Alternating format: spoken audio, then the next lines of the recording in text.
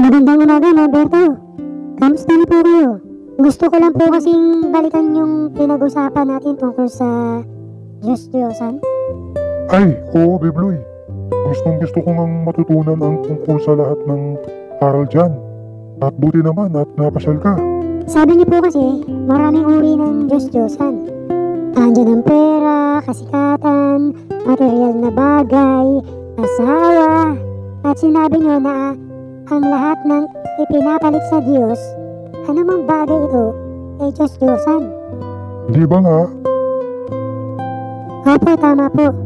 Yung mga yan po, ay exposition na lang ng mga mangangaral na ang pinag-uugatan ay ganit o kasakiman sa puso ng tao. Sa Bagong Tipan, isang talata lang ang ikinumparas ang pagsamba sa Diyos-Diyosan. Colossus chapter 3 verse 5.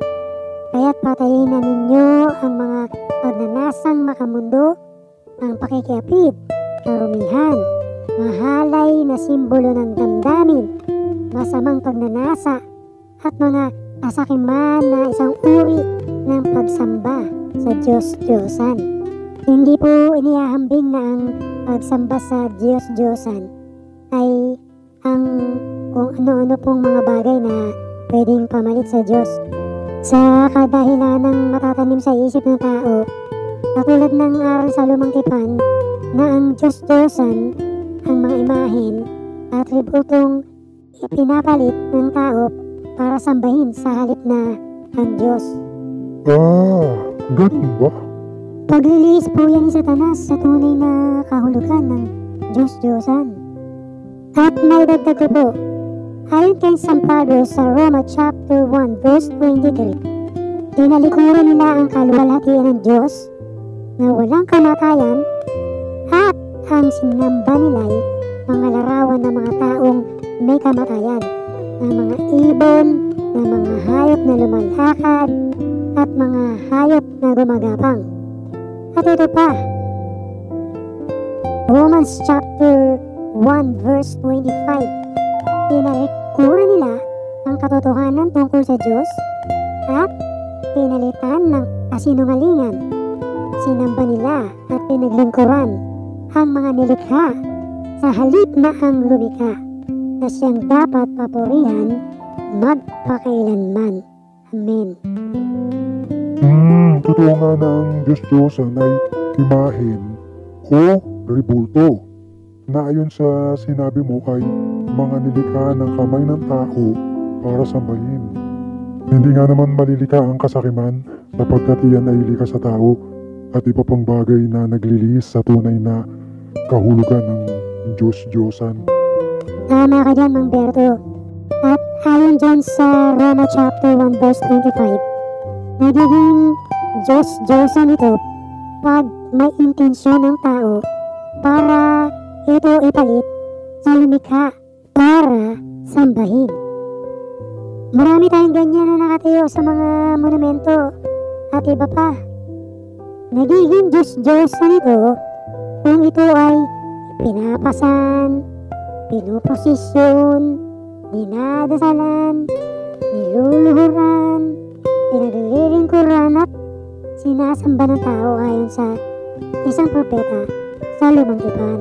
Lahat ng sinabi mo, Bibloy, huwag ilihis ng mga mangangaral na ang Diyos-Diyosan ay imahen at tributo, hindi kung ano pa man. At may binabanggit din yata si Isaiah yun, Bibloy?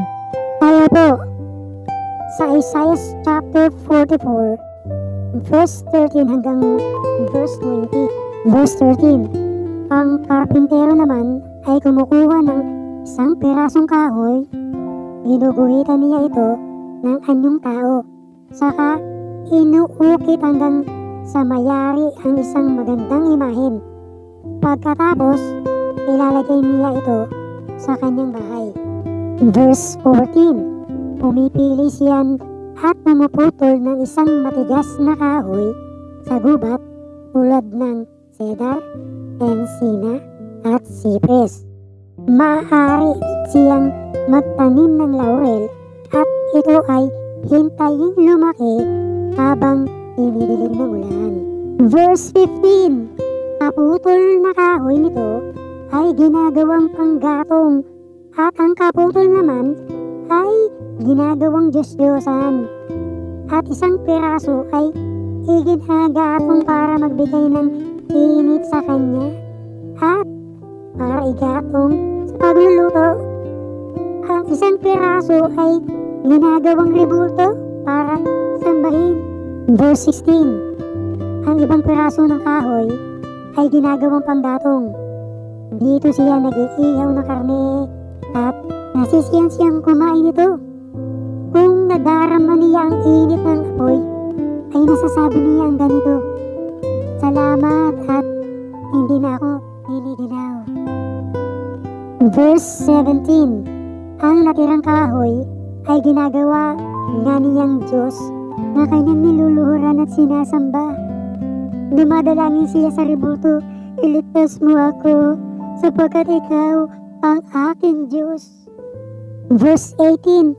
Ang mga taong gayon ay mga mangmang at hindi inuunawa ang kanilang ginagawa. Tinakpan nila ang kanilang mga mata at sinarhan ang isipan sa katotohanan. Verse 19. Hindi na nila naisip na ang kaputol ng ginawa nilang rebulto ay ginamit na panggatong sa pagluluto ng tinapay at karneng kanilang kinain. Hindi man lang nila itinanong sa kanilang sarili kung hindi kaya karumaltuma lang sumamba sa isang pirasong kahoy. Verse 20. Ang mga gumagawa nito ay parang kumakain ng abo. Lubusan na siyang nailigaw ng kanyang maling paniniwala at mahirap nang ituwid at hindi na siya papayag na ang rebultong hawak niya ay hindi mga Diyos. Dalangin ko, Bibloy, sana mabuksan ang kanilang mga isipan